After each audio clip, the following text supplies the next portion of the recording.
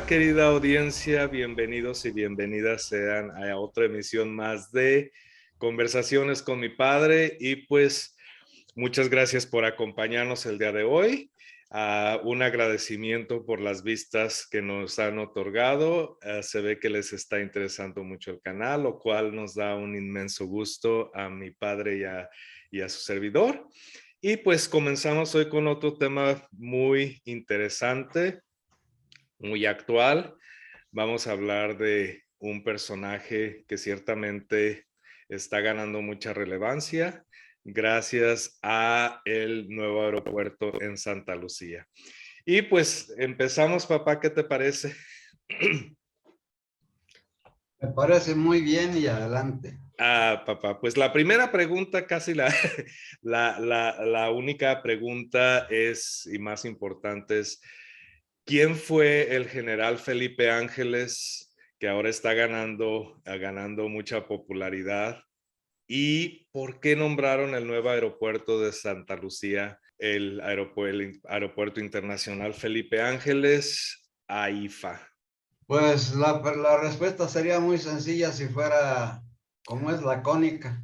Sí, Pues, el tomar un personaje como es de ese tamaño por el ciudadano presidente de la República para nombrar al aeropuerto internacional de Santa Lucía, puesto allí en lugar del de Texcoco, ujú, es sencillamente porque él quiso reconocer a esta personalidad y hacer honor no tanto a él como a sus hechos. a sus hechos, claro. A sus hechos. Entonces, el general Felipe Ángeles fue una persona que siempre se mantuvo en un plano muy discreto por su manera de ser, pero en capacidad debió de ser muy superior a Villa y a Carranza ya en el desempeño de un programa de gobierno de la República. No llegó a eso, pero sí lo consiguió y pues realmente de una u de otra manera con él se prepararon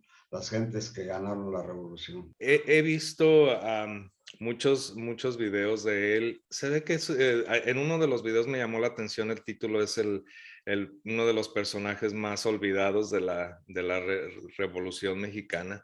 ¿Por qué consideras que así fue, papá? Y en otros videos, pues un personaje como tú dices que se manejó muy correctamente, muy recto. Sin embargo, se vio en aguas muy turbias, se vio en ciertas complejidades en donde casi pierde la vida. Pues el comentario es prácticamente la respuesta de la pregunta que haces, porque el comentario sí es muy atinado lo que tú dices.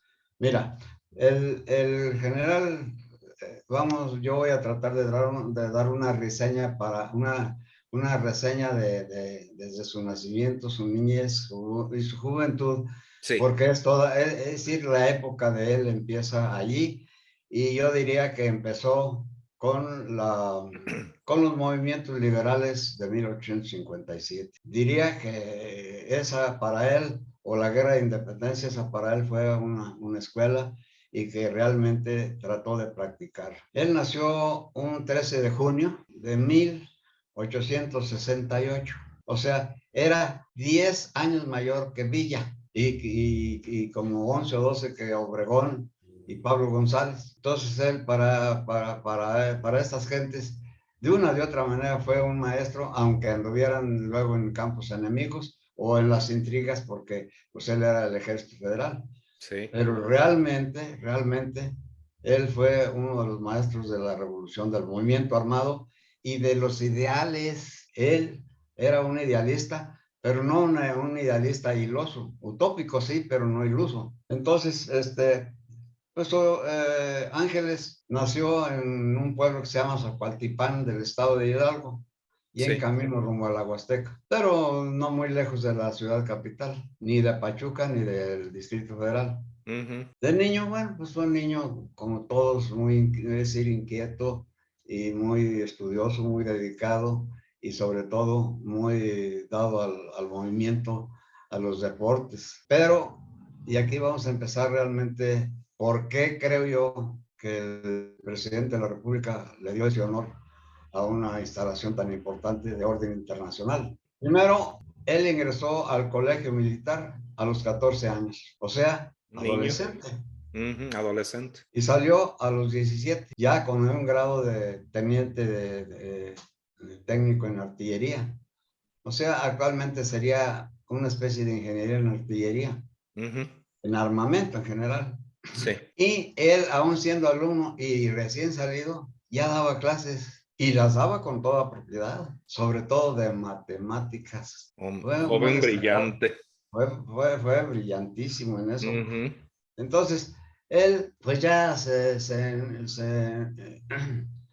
enroló en el servicio del Ejército Nacional en ese entonces, cuyo comandante era don Porfirio Díaz, pero admiraba en don Porfirio el patriotismo cuando él fue héroe nacional cuando las batallas de Puebla contra la intervención francesa. Francesa.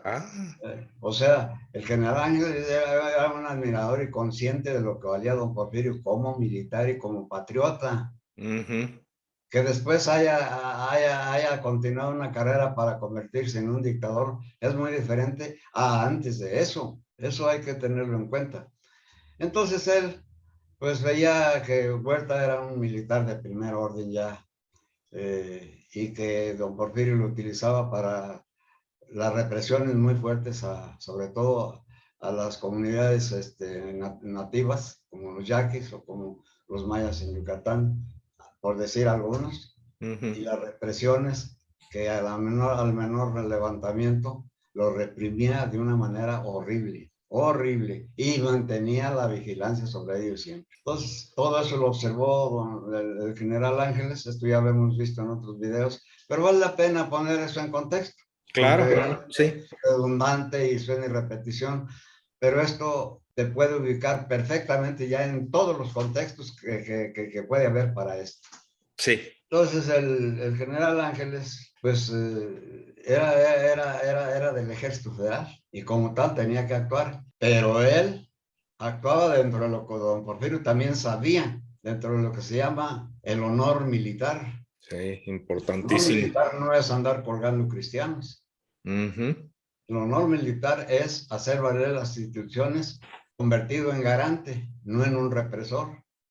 Eso lo entendió perfectamente bien el general Ángeles, como lo entendió don Porfirio. Pero él siendo dictador y siendo ya desempeñando funciones de política en el nacional, pues lo más fácil para mantener el orden, eso decía él, que mantener el orden, pues si había levantamientos o protestas fuertes que pusieran en peligro su dictadura, pues tenía que actuar así, de una manera brutal, represiva. Entonces el general Ángeles ya empezó a ver eso.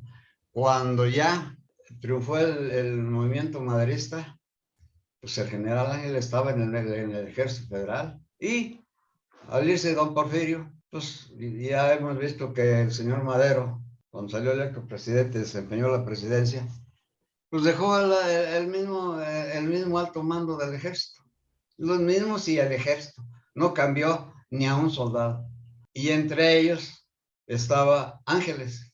Pero el buen ojo de Madero vio que Ángeles era una cuestión distinta de los generalotes como Mondragón, como Bernardo Reyes, como Félix Díaz, gente de altísima alcurnia. Y entonces él siempre vistió de lo más modesto dentro del reglamento militar. Era uno de gala ni colgado de medallas, no, siempre con su uniforme militar, pero correctamente vestido, pero no con la ostentación que hacían los otros generales, colgados de medallas y espadas y demás. Ángeles, ¿no? Cuando Madero llegó, pues Ángeles, como era de baja graduación respecto de los altos mandos del ejército, pues vio en él una gente de la que podía valerse y lo empezó a conocer, pero lo empezaba a conocer y lo empezaba a utilizar. Y una de las primeras comisiones que le dio, después de unas masacres represivas de don Porfirio con sus otros generales, ellos son Juvencio Robles, por ejemplo, uno del mismo Huerta, las represalias a los levantados, a los calzonudos, decían ellos, de Morelos. Entonces Madero lo comisionó pues para que tratara de pacificar esa zona.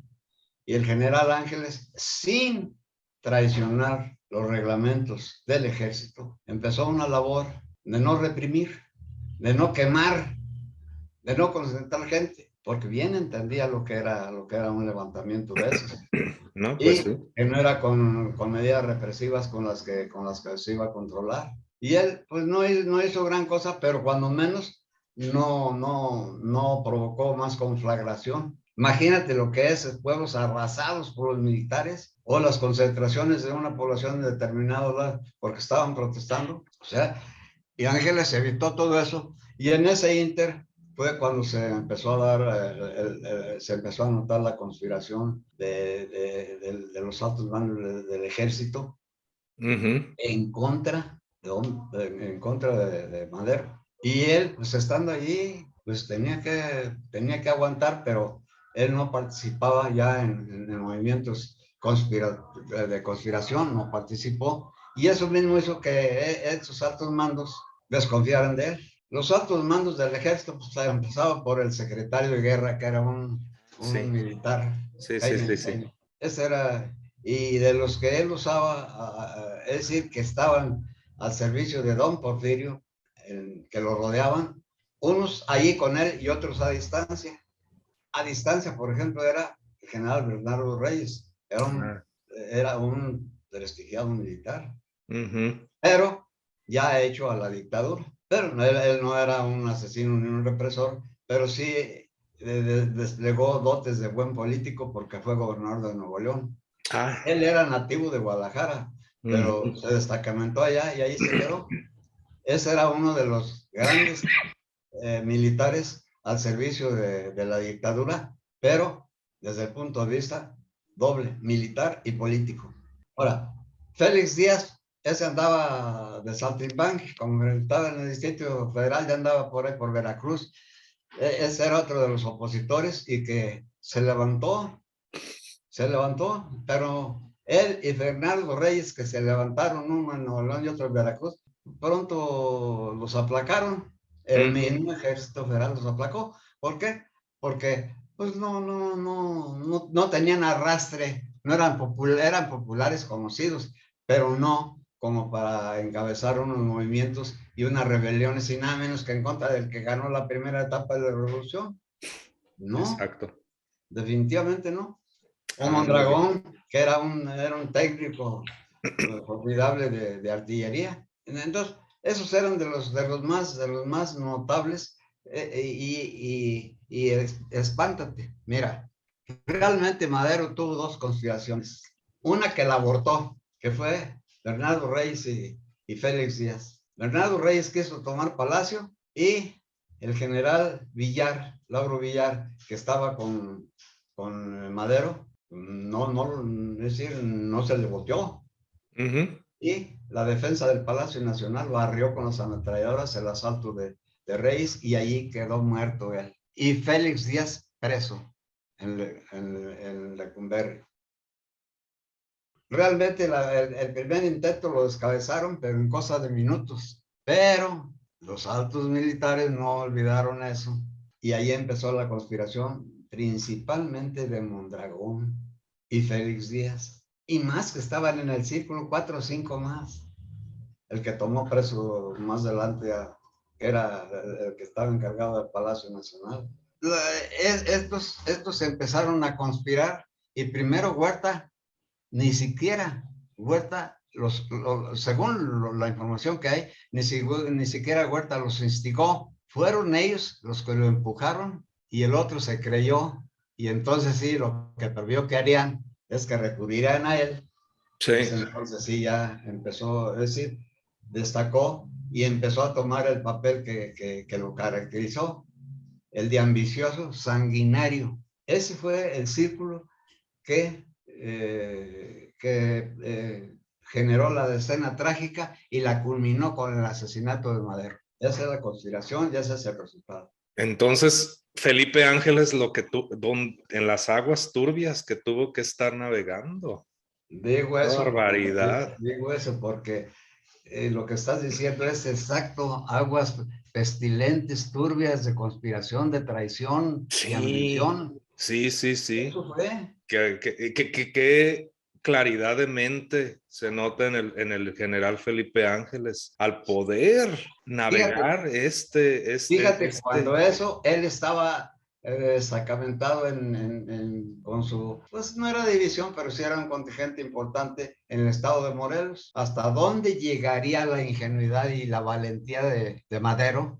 Que cuando empezó a sospechar eso, creyó que al único que podía recurrir era a Ángeles, y lo hizo. Agarró su carrito y unos cuantos ayudantes y se fue solo a ver a Ángeles a Morelos. Imagínate nada más, si se dan cuenta los militares de lo que hizo, lo habían agarrado en el camino, lo cuelgan, lo asesinan. Regresó, pero ya eso le dio a entender a los conspiradores que Ángeles no iba a participar en la conspiración. Pues ya regresó a México y Ángeles andaba allí apenas organizando. Y Ángeles encabezó una batería para echarle cañonazo a donde estaba el armamento en el depósito y en donde estaba preso Félix Díaz, para tratar de doblegarlo. Sin embargo, pues ya fue muy a destiempo, y pues la cosa es que dominaron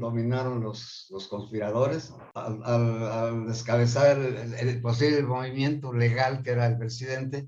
Lo agarran, lo apresan, y ahí Ángeles también estuvo preso con Madero. Y cuando sacaron a Madero y Pino Suárez, que según eso los iban a desterrar o que los iban a dar garantías para que salieran en la noche, Ángeles no quería irse con él, pero no lo dejaron allí. Y luego, ya que hicieron sus teorías, mandaron a Ángeles de comisión, así entre comillas. Era un destierro a Francia. Entonces, la parte esa que era una fortificación se llama la Ciudadela, y allí era el depósito de armas y municiones del Ejército Nacional. Y eso fue lo primero que tomaron los conspiradores. Así es que tenían todo para ganar. Antes está que Madero lo acompañaron de Palacio. Es decir, en esos días se dio todos esos hechos que ya hemos visto, o que hemos visto muy, muy de filón como ahorita.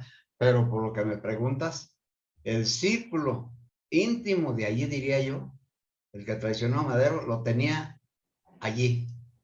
Y a distancia, conspiradores como Félix Díaz y Bernardo Reyes, que fracasaron en sus movimientos y los tomaron prisioneros y los tenían prisioneros cuando la conspiración, y desde allí participaron en la conspiración. Desde prisión. Sí, y ya luego los liberaron, claro. Y fue cuando Reyes quiso adelantarse, porque conocía bien a Huerta, quiso adelantarse, quiso tomar Palacio para hacer cabeza a él, y una ráfaga de ametralladora lo mató. Ametralladoras estaban emplazadas frente a Palacio, al mando del general Lauro Villar. En fin, de muchas gentes yo no me acuerdo y eso, pero los principales son esos que te acabo de decir. Pues nada fácil para el general Ángeles. Qué barbaridad. Nada fácil. Entonces, como ves, no lo mató a Huerta porque se le hizo un cargo de veras de conciencia. No creo que haya tenido nada, pero se le hizo un cargo en contra del honor militar, atentar contra otro militar que nada le debía. Pero ganas no le faltaron de Ah, desaparecer. no, que le iban a faltar, y menos a los consejeros de él, que eran unas sabandijas. Sí, eran militares, desde luego, y en lo militar de prestigio y con militares profesionales, sí, pero le entraron al círculo político desde mucho tiempo atrás para sostener la dictadura, y conocían bien cómo estaba todo. Fíjate, cuando Villa ganó, platicamos de qué hubiera pasado si Villa hubiera sido presidente, y uno de los comentarios que tú hiciste dices que Felipe Ángeles le hubiera ayudado directamente a Villa a organizar todo. Me pareció un comentario muy interesante. Pues Porque sí, estábamos especulando y sí. sí. Pues adelante, hijo, con más preguntas que quieras hacer sobre esto, porque falta lo principal de por qué. Entonces, ¿cómo se libró papá de él de esta conspiración? Una de las pocas suertes que tuvo fue que él no tuvo que hacer nada, sino entre comillas, la compasión de Huerta y de los generalotes para sacarlo del país, mandándolo como comisionado de Francia. Así fue. Ujú. Ahí una de las pocas suertes que el general tuvo en su favor fue esa, de que no quisieran matarlo y no lo mataron. Pero lo mandaron de comisión, pero era una comisión disfrazada de destierro. Sí, No sí, lo sí. querían cerca. Y es lo que se ve en el mundo cuando no quieren matar a un gran líder. Sí, le crean un puesto y lo mandan a Timbuktu. Algo así. Y pues, qué extraño suena de hoy en día también, qué cosas. Y entonces papá después de que regresa de Francia No, él no regresó, y lo regresó Carranza. es verdad. Espántate, Carranza. No lo forzó ni mucho menos, pero debe haberle mandado comunicaciones o con, no sé de qué manera, pero cuando Carranza ya tomó el puesto en serio de primer jefe y comandante de los ejércitos revolucionarios, que fue en Sonora, en Hermosillo, la capitana de la revolución, porque los sonorenses le dieron abrigo, le reconocieron el poder, le reconocieron su talla. Sonora no tenía ninguna necesidad de ningún caudillo fuera, con Obregón y compañía tenía. Sin embargo, para que veas las gentes que piensan en los planes políticos, respetaron a Carranza y no solo eso, le dieron poder. De no haber sido eso, Carranza, de ahí se voy a tener que ir a Estados Unidos a pedir una hamburguesa por ahí muriéndose de hambre. ¿Sí? Porque ¿para dónde regresaba?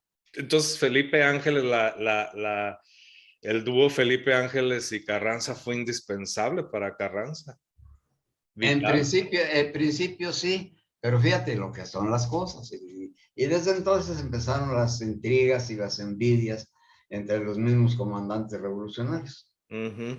Carranza hizo secretario de guerra cuando nombró su gabinete, que ya se autonombró presidente provisional, o sea, ya para el ejercicio del poder, nombró a Felipe Ángeles secretario de guerra. Se encabrita Obregón y compañía, y más en todo el país. Es como un federal que acaba de estar ahí con Madero, ese, y que no pudo defender a Madero. Ahora secretario de guerra. Así decían. No, bueno, pues que, no, bueno, usted va a ser su secretario. Ángeles sabía todas. Y supo de las intrigas y se aguantó. Entonces, no, ya después ni subsecretario. Y no le quedó a Carranza más que decir, bueno, pues vete con Villa, pensando Carranza en que pues Villa más bien lo acabaría, lo mandaría a la fregada, lo mandaba a fusilar llegando, que al contrario. Ujú. Y en eso juzgó Carranza bien en cuanto a que Villa, por lo que era y por lo que, y el odio que le tenía a los miembros del ejército federal, lo mandara a fusilar siquiera, ni siquiera recibir, manden, fusílenlo, traidor o algo así. Acábenlo. Sin embargo, Ángeles cuando llegó dice, vengo a ponerme en sus órdenes, mi general. Y Villa pues, ya tenía conocimiento de quién era Ángeles. Ujú. Dice, no, mi general, yo a las suyas, a las de usted. Y allí empezó el dueto infernal para el ejército federal. Pero antes de Carranza mandarlo con Villa, hizo los planes de operaciones para tomar la capital con los 3 cuerpos de ejército. Ángeles fue el que le dio el visto bueno a todos los planes, que no necesitaban realmente los revolucionarios con su empuje y su valentía y su intrepidez, pero de esa manera tuvo sentido estratégico todo el movimiento revolucionario. Fue la primera vez que Carranza, por Ángeles, logró establecer las directrices de lo que deben ser los ejércitos. No cosa pequeña de verdad. No cosa pequeña, no cosa Ujú. pequeña. Pues, pero eso no lo valoraron entonces. De todas maneras, Obregón iba a hacer lo mismo, Villa iba a hacer lo mismo. Pablo González lo mismo, pero descoordinados, porque en realidad le hacían, apoyaban a Carranza, pero no le hacían caso. Ellos tomaban sus decisiones y nomás dice, mire, le vamos a informar cuándo resolvimos el problema, no cómo resolverlo. Pues no había dirección ni directrices como tú Pues dices. sí, él las tenía y las decía, pero como él decía, no, o sea, vamos a darle pues, nosotros como podamos. Ya después sí, ya, él agarró eso y ya tuvo idea de lo que era ser comandante, porque él nunca se autonombró general o mariscal, no, él el primer jefe. Esa fue una de las licencias que no ejerció Carranza con su encumbramiento de no autonombrarse mariscal, porque hubieran podido haberlo hecho, o comandante general, bueno, no, primer jefe encargado del Poder Ejecutivo, desde la formación de los ejércitos. Entonces, pues, todas tienen sus asegúnes. Bueno, ahora sí ya, ahí tenemos el primer hecho de armas de Ángeles, con toda la prudencia y el aguante de las críticas y las intrigas de los comandantes revolucionarios.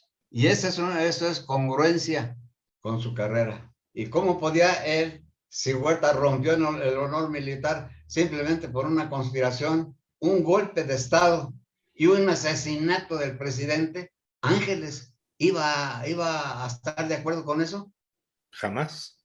Pues jamás. Bueno, ahora, ya estando con Villa, las principales batallas que Villa dio, que son grandes batallas, a partir de fines de 1913 y hasta junio de 1914, todas las grandes batallas que dio Villa, el cerebro fue el genio y la intrepidez de Villa y la sapiencia de Ángeles. Con razón le dije el dueto infernal contra el ejército, como lo Pues acabas de a decir. lo mejor hasta suena rimbombante para un subtítulo de esto. Ahora que hemos platicado tanto de Villa y ahora insertamos el cerebro de la inteligencia del general Ángeles en estas batallas, pues empiezo a comprender no solamente el impacto de estas batallas, sino la estrategia detrás de ellas. Mira, vamos a ver un poquito de todo esto simplemente, pues a manera de síntesis, porque es repetitivo, pero en ningún caso hemos hablado con toda propiedad de ninguna batalla. Ujú. Hemos resaltado los valores que han tenido, Sí, o los que tuvieron. Mira, empezando a operar, Ángeles ya había ganado buenas batallas. sí, sí, sí. Allí en Chihuahua, la ciudad misma de Chihuahua, la Juárez, Tierra Blanca, ya esas batallas las había Ojinaga.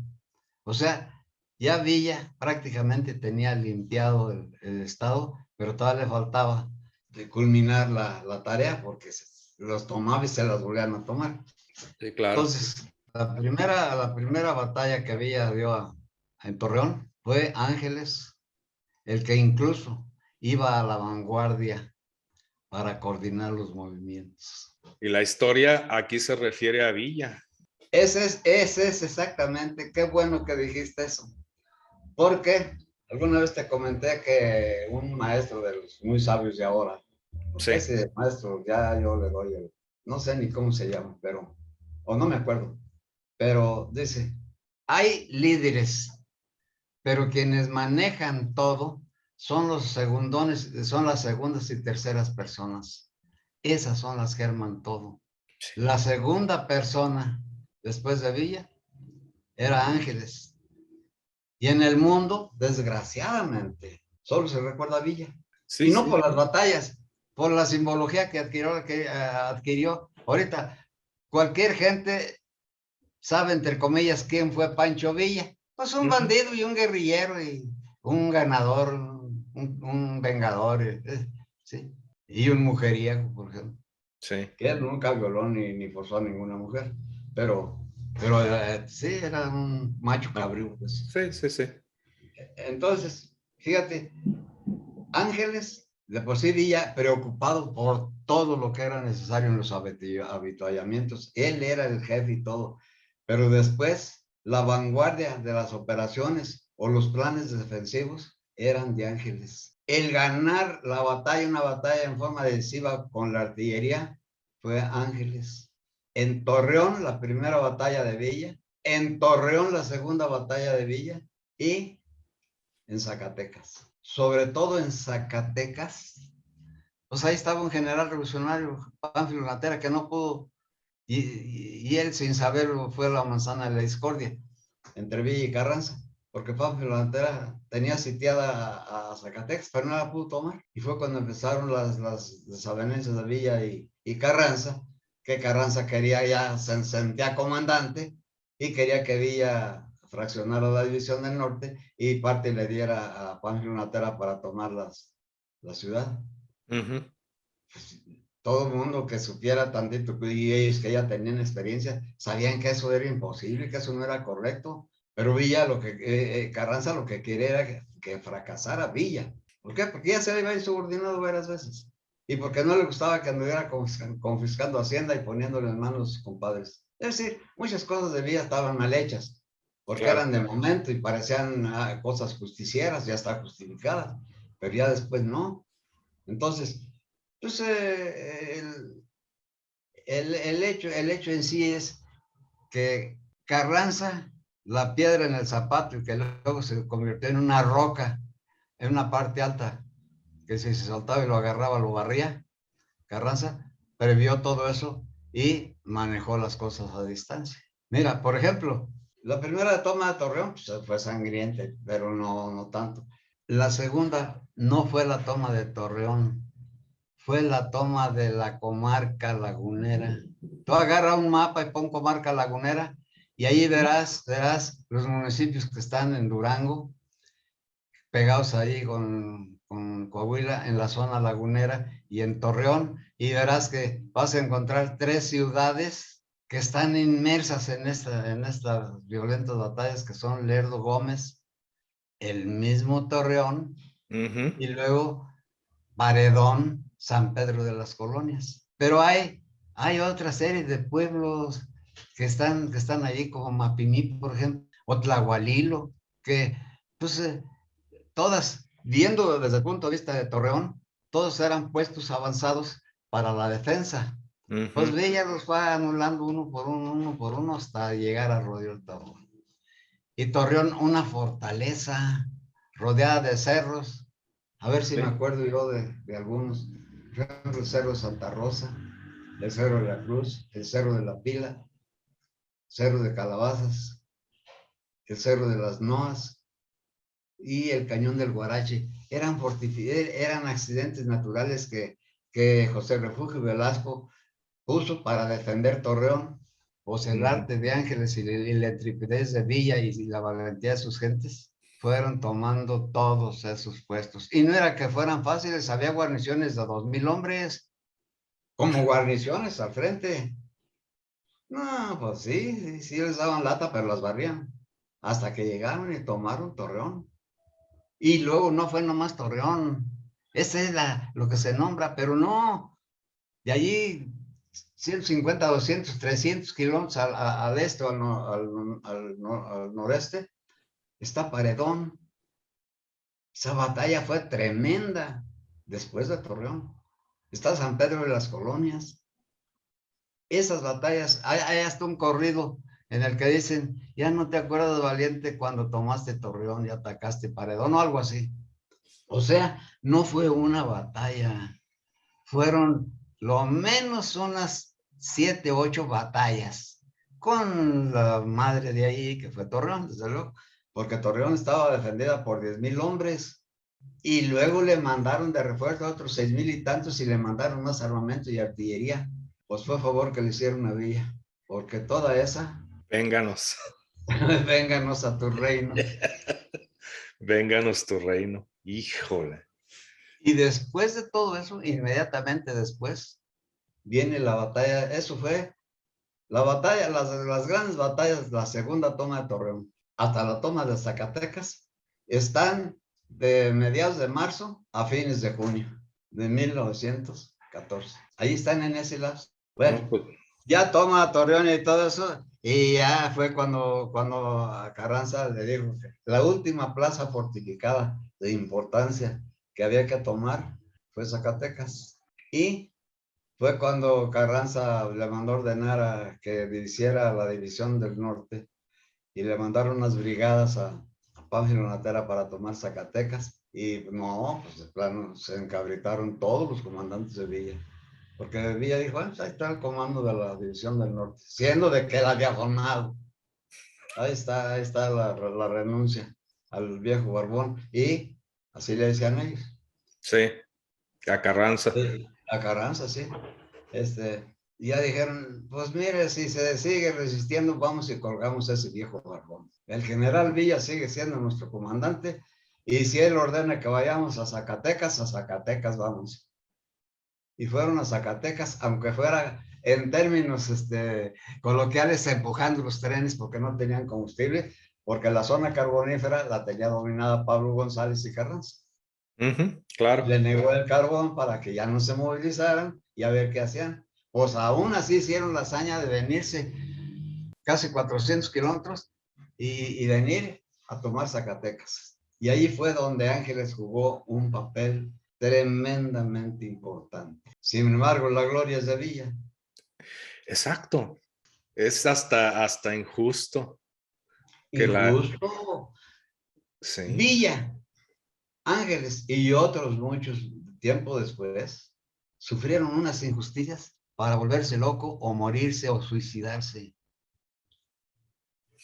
No, a esa escala es cosa seria el asunto. Ya es muy serio.